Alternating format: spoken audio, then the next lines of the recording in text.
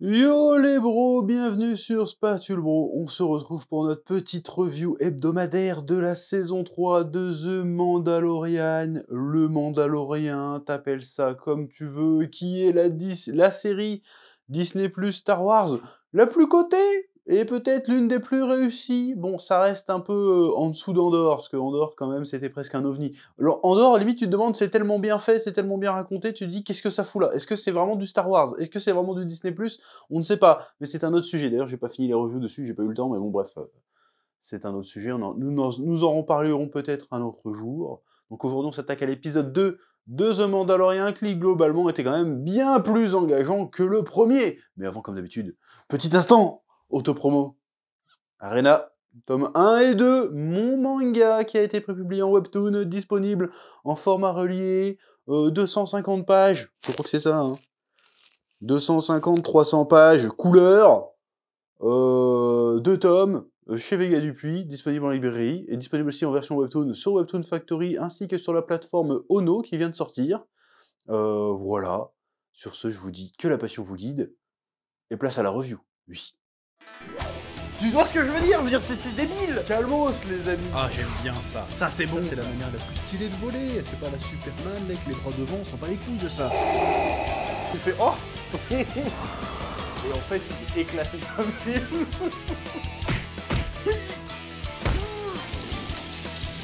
Je sais pas ce qui m'a pris là. Là, j'ai craqué. Bon, déjà, avant de parler de l'épisode, petit aparté, j'ai l'impression que la hype Mandalorien est quand même passée un peu... J'ai envie de dire, la hype est passée. Comparé aux 2 saisons précédentes où vraiment tout le monde en parlait, là, j'ai l'impression que tout le monde s'en branle un petit peu. En fait, elle est un peu sortie, tu sais, en tsum tsum. Ils l'ont pas fait la sortie en grande pompe et tout. Alors peut-être aux États-Unis il y a eu des avant-premières, un truc comme ça, mais chez nous, il n'y a pas eu de très grosse communication du côté de Disney+ sur leur nouvelle série. Je trouve ça assez étonnant. Du coup, est-ce que c'est parce que vraiment les gens s'en branlent ou parce qu'il n'y a vraiment pas eu de communication? En fait, est-ce que l'un découle de l'autre? Je ne sais pas. En tout cas, bref. Le premier épisode, comme tu te souviens de la semaine dernière, hein, tu le trouveras sur la chaîne si tu l'as pas vu, j'avais été un petit peu déçu de l'épisode parce que j'ai trouvé qu'il racontait pas grand-chose, qu'il servait un petit peu à rien, que les différentes péripéties qu'on nous montrait, bah c'était vraiment pour remplir l'épisode, et qu'en fait tout ce qu'ils voulaient c'était juste réintroduire un peu les différents personnages, vite fait, et puis passer à autre chose. Sauf que bon, l'épisode fait quand même une demi-heure, donc fallait remplir. Voilà, il y avait un petit côté filler, un petit côté casse-couille, surtout qu'ils prenaient même pas la peine de raconter ce qui s'était passé dans The Book of Boba Fett, hein, c'est-à-dire la saison 2,5 de The Mandalorian, parce qu'il y a quand même presque la moitié de la série qui est consacrée aux aventures de Din Djarin et de Grogu, hein, alors que c'est censé être un spin-off sur Boba Fett. Bon, heureusement qu'il y avait les épisodes de Mandalorian pour Boba Fett, hein, parce que Boba Fett, bon, tu trouveras pareil les reviews sur cette chaîne, dans une playlist consacrée. C'était une purge intersidérale, hein, The Book of Boba Fett, heureusement qu'il y a l'épisode sur le Mandalorian, et encore, hein, il y avait un épisode sur le Mandalorian, il passe tout l'épisode à construire son nouveau vaisseau. On s'en battait les couilles, c'est quoi ça? Bon, bref. Donc il y a plein de gens dans les commentaires qui ont fait ah ouais pareil c'est parce qu'en fait il était revenu dans Book of Boba Fett. Ah bah je savais pas parce que moi j'ai pas regardé Book of Boba Fett. Du coup j'ai pas compris quand Grogu était encore avec lui alors qu'on l'avait vu partir avec Luke Skywalker à la fin de la saison 2. Donc il y a plein de gens qui sont restés sur le carreau par rapport à ça. Donc là Disney+, ils ont fait de la merde. Ils auraient au moins pu le mettre dans le récap pour expliquer pourquoi Grogu est de retour avec Mando. Parce que là il y a plein de gens qui ont pas compris. Et je vous invite à ne pas aller voir le Book of Boba Fett, hein. C'est vraiment une perte de temps, hein. C'est vraiment pas bien du tout. Bon bref, donc, l'épisode de la semaine dernière, on se faisait un peu chier, en tout cas de mon côté, je me suis fait chier, j'ai pas compris vraiment comment les gens ils encensaient le truc, genre, oh, c'était génial, et machin, alors qu'il se passait strictement rien, il y avait rien, en fait, il y avait pas de quoi s'enjailler. Alors que cette semaine, je peux comprendre qu'on s'enjaille un peu, parce que bon, même si au début, quand l'épisode a commencé, j'ai vu Tatooine, j'ai fait, oh putain de merde, j'en ai marre de voir Tatooine. On voit Tatooine tout le temps. C'est même pas une planète importante dans l'univers Star Wars. C'est une planète importante dans la mythologie que nous on connaît. Parce que c'est la planète d'où vient Luke Skywalker, d'où vient Anakin Skywalker. Ok, d'accord. Mais dans le monde de Star Wars en lui-même, Tatooine, c'est random. Pourquoi on revient tout le temps sur Tatooine? J'en ai marre. Book of Boba Fett c'est sur Tatooine. Obi-Wan, c'était une bonne partie sur Tatooine. C'est bon, il y en a marre de Tatooine. Donc quand j'ai vu que ça allait être sur Tatooine, j'ai dit on va voir encore le clochard qui fait des vaisseaux. Je supporte pas ce personnage. J'aimerais bien qu'elle meure. Je la supporte pas. Elle est pas drôle, elle est pas attachante. J'aime pas sa gueule. En plus voilà, je le dis, c'est méchant de dire ça, mais j'en ai marre de la voir. Qui c'est qui l'aime bien? Je sais pas. Dieu sait pas. Et en plus, il arrive, il fait, ouais, j'ai besoin d'une pièce pour un droïde. Il fait, non, mais ça existe plus. Du coup, je te donne un autre droïde. Mais l'épisode d'avant, il a fait, non, je veux pas un autre droïde, je veux un droïde de confiance. Et la meuf a fait, non, mais c'est bon, t'inquiète, il est tranquille. Alors qu'il tombe en ruine, le truc. Il fait, non, tranquille, il est bien, vas-y, prends. J'ai envie de dire, mais donc l'épisode 1 n'a servi à rien, en fait. Concrètement. L'épisode 1 n'a servi à rien. Mais à rien du tout. En mode, que dalle.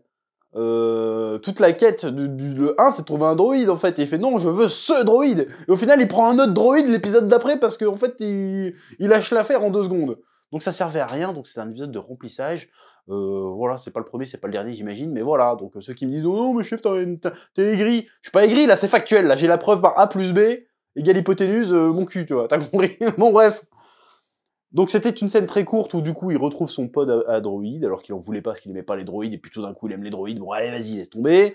Il va sur la planète Mandalore, et il fait vas-y, va le droïde, va tester à l'intérieur des trucs souterrains, voir si l'atmosphère est respirable. Le droïde ne revient pas. Donc il fait bah c'est pas grave, je vais aller voir le droïde, je vais pressuriser mon casque, et je vais aller chercher le droïde. Et à ce moment-là, j'ai un peu bugué, j'ai fait attends. Donc depuis le début, tu pouvais y aller, comme je disais, parce que je l'avais dit l'épisode d'avant, on s'était foutu de ma gueule dans les commentaires. Le gars peut pressuriser son armure. Donc, il peut aller vérifier par lui-même si c'est contaminé ou pas, la putain de vorace. Ça va pas me faire croire qu'ils ont pas des détecteurs d'atmosphère. Je veux dire, les mecs, ils vivent dans une galaxie où il y a 36 000 planètes.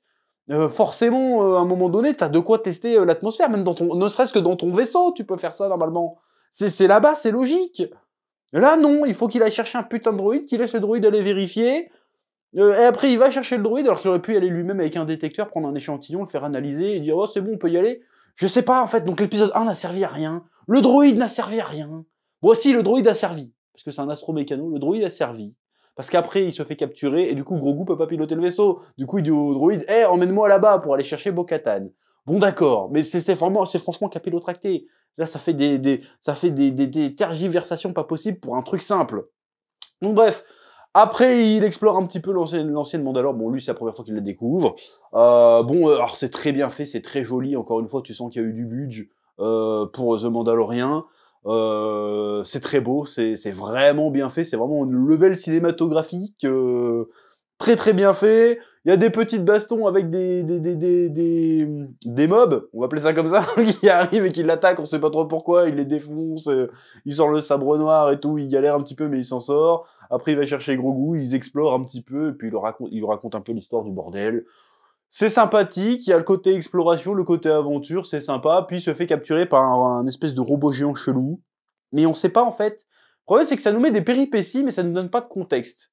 Donc c'est pour ça qu'il y a cet aspect jeu vidéo, tu sais, tu te balades sur la map et puis tout d'un coup, hop, rencontre random avec des mobs, tu vas gagner des PV. On est un peu dans ce délire-là, c'est un petit peu dommage. Parce que là, le méchant de cet épisode, finalement, c'est l'espèce de cyborg bizarre qui fait un peu penser à Grievous, un petit peu, d'une certaine manière, qui pilote des mechas géants et qui essaye de prendre le sang de Jinjarin. Mais on ne sait pas pourquoi, en fait.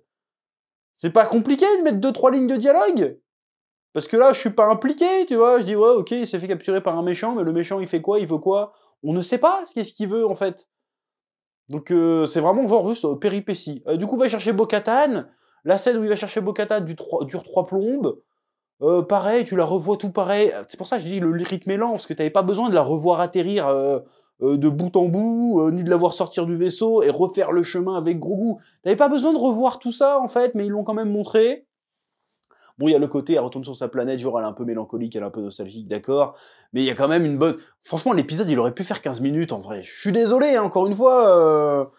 Je trouve que l'épisode, il pourrait faire 15 minutes, parce que déjà, il est pas long, en vrai. Il est 30 minutes, mais ressenti 45, voire 50. Parce qu'en fait, il y a beaucoup de vide qui pourraient être zappés. Mais bon, on va dire que c'est un principe, c'est le délire de la série. Admettons, je vais continuer à m'en plaindre, j'en ai rien à foutre, mais quand même, on va partir que c'est du principe, c'est le style, qui me casse les couilles, mais c'est le style. Bon, et donc Bo-Katan arrive, scène d'action un peu stylée, j'avoue, quand elle a son petit bouclier, le katana noir et tout, enfin, le sabre laser noir, elle fait des moves un peu stylés, elle est un peu cheatée, tu vois le boss qui arrive, elle bat le premier boss, puis après il y a le deuxième boss qui arrive. Logique de jeu vidéo de fou, encore une fois, hein. J'attends encore qu'on me démontre le contraire. Hein. Donc voilà, elle le libère, il se réveille, il fait tiens, bois ta soupe. Et donc après, ils discutaient. Là, j'ai trouvé que l'épisode devenait vraiment intéressant. Parce qu'il y avait une confrontation de deux visions. C'est-à-dire que t'as Mando qui est là, qui est un peu dans son credo, qui est dans sa religion, parce que c'est ça en fait, hein, et qui reste fidèle à ça et qui essaye d'être porté par sa foi pour accomplir un rituel. Et Bo-Katan tout le long a fait non mais ça sert à rien que tu fasses ça, c'est de la merde, laisse tomber et tout. Moi quand j'étais petite, j'adhérais à ce truc-là aussi parce que je faisais de la famille royale, mais c'était un spectacle pour réconforter le peuple parce que ça leur faisait plaisir, tu vois, c'était pour les souder. En vrai, ça ne sert à rien tout ça. La planète n'est pas maudite. Ça sert à rien de suivre le principe. Bon après, c'est un peu paradoxal parce que la Bo-Katan ne veut pas récupérer le sabre noir parce que si elle le gagne pas en combat et qu'elle s'en montre pas digne, et ben en fait, ça va attirer que du malheur. Donc quelque part, elle est un petit peu dans la superstition aussi. Et j'ai bien aimé l'échange parce que finalement, tu sens que Bo-Katan, au fur et à mesure qu'elle fréquente Mando dans cette histoire et qu'elle voit avec quelle ferveur il se plonge dans les eaux à la fin. Tu sens qu'elle voit quelque chose, qu'elle se met à comprendre un truc. Elle se dit, mais oui, c'est vrai, si je veux rassembler les Mandaloriens, c'est comme ça que je le comprends, en tout cas, si je veux rassembler les Mandaloriens, bah, il faut encore qu'il y ait un symbole. Alors, le sabre noir, c'est bien beau, mais peut-être que ça suffit pas, peut-être que derrière le sabre noir, il faut aussi peut-être appliquer les principes, peut-être réappliquer le credo. Bon, peut-être pas le mettre de manière extrême comme le faisait la Death Watch, mais peut-être renouer avec la tradition mandalorienne pour ressouder notre peuple, et peut-être réussir à rebâtir par-dessus. Donc j'ai trouvé ça plutôt intéressant, en vrai comme délire. Et puis par contre, il y a une scène que j'ai pas compris, c'est qu'il commence à faire son baptême là.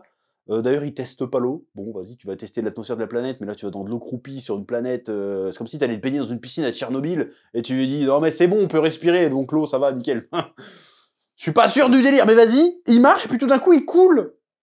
Mais le bâtard, il coule super vite. Il se retrouve à 1 km de fond en 2 secondes. Toi, Bo-Katan qui galère à le rattraper, alors qu'elle a un propulseur. Hein. Elle galère à le rattraper, il est au fond de l'eau. On sait pas pourquoi il est tombé. Ça sera peut-être expliqué au prochain épisode.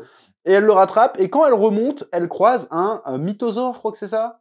Je crois que c'est ça, donc c'est l'animal un peu mythique que chevauchait Mandalore, le premier Mandalore, comment ça s'appelle, Mandalore le Grand, ou je sais pas quoi. Qui a fondé le Mandalore, là, il s'appelait Mandalore aussi, je crois.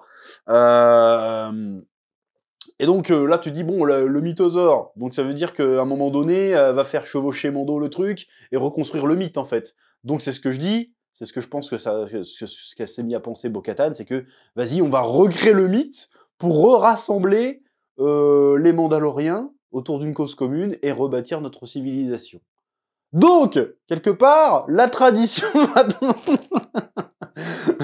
Le manque de tradition, le rejeté des traditions a détruit Mandalore. Waouh. J'aurais jamais cru voir un truc pareil dans un Disney. Mais encore, je projette. Je projette, mais bon, bref, c'est un petit peu marrant, quand même, un petit peu ironique. Bon, donc l'épisode était plutôt sympa. Il y a eu voilà, même le personnage de Grogu commence à s'étoffer un petit peu, parce que c'était un peu chiant de le voir juste faire « Oh, oh !» Alors que le gars, c'est un putain de Jedi. Bon, par contre, encore une fois, j'ai failli m'énerver un petit peu un moment. Quand il va chercher Bo-Katan, il arrive à la sortie de la grotte, il y a un, je sais plus comment ils appellent, il y a une espèce de monstre des cavernes chelou, là, qui essaye de l'attaquer, et il le one-shot avec la force. D'accord, ok. Mais si tu peux bazarder un espèce de mec musclé de 150 kilos avec une hache qui te fonce dessus, gros goût, pourquoi tu peux pas éclater l'espèce de demi-cyborg de 50 cm qui a capturé ton daron, en fait? Ça, j'ai pas compris. Donc, normalement, si t'arrives à bazarder ça, t'arrives devant l'espèce de chenille chelou qu'il y avait, là, tu fais cric, fini, en fait. Donc ça m'a un peu énervé. Je fais, pourquoi tu vas chercher Bo-Katan? Tu peux le sauver toi-même, en fait, là, le gars. Tu vois ce que je veux dire? Bon, j'ai trouvé ça un petit peu débile. Mais bon, mais en tout cas, j'ai l'impression que même dans la manière de représenter Grogu, il est un peu plus expressif qu'avant. Et t'as l'impression qu'ils vont essayer de chercher à le faire parler. Je pense que c'est l'évolution logique. Hein. Il va être temps qu'il cause, parce que sinon ça va être un petit peu casse-couille. Juste les... Oh, oh. Ça serait bien qu'il se mette un peu à causer. Même si en plus il se met à causer en verlan comme Yoda, ça serait pas mal. Ou peut-être dans sa propre langue, j'en sais rien. Tu vois, de toute façon, qu'ils comprennent toutes les langues dans Star Wars, on sait pas trop comment d'ailleurs, mais bon, ça fait partie du délire. Ça serait bien que, que le Grogu se mette un petit peu à parler. Ça pourrait être sympa. Parce qu'en fait, je sais pas, parce qu'à un moment, on nous dit il est trop puissant sa mère, et puis la seconde d'après, mais c'est qu'un enfant. Faut choisir. Hein. Faut choisir, parce que là, Grogu aurait clairement pu s'en sortir tout seul face à la bestiole. En vrai de vrai. Surtout que même le premier épisode où on l'a vu, il a balancé un méga tyrannosaure bizarre, là, Triceratops chelou de l'espace, là. Il l'a bazardé en 2 secondes.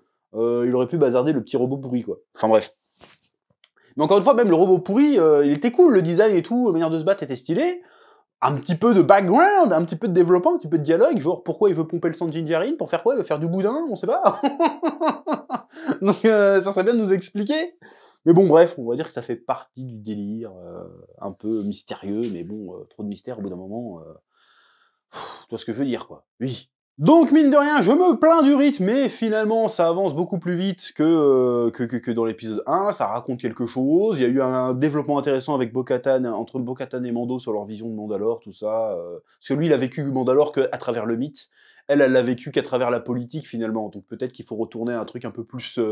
peut-être reprofiter du mythe, regonfler le mythe, pour essayer de faire quelque chose avec Mandalore. Bref, ça avance bien, j'espère que ça va continuer sur cette lancée, là, c'était un épisode vraiment meilleur que le premier pour moi, et en espérant que ça continue de gagner en puissance. Voilà, il y aura toujours des petits trucs qui me dérangeront, mais voilà, hein, on va pas non plus bouder son plaisir quand c'est quand même pas mal.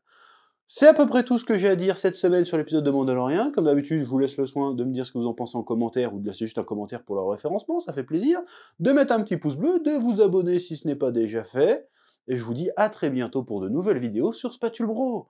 Oui.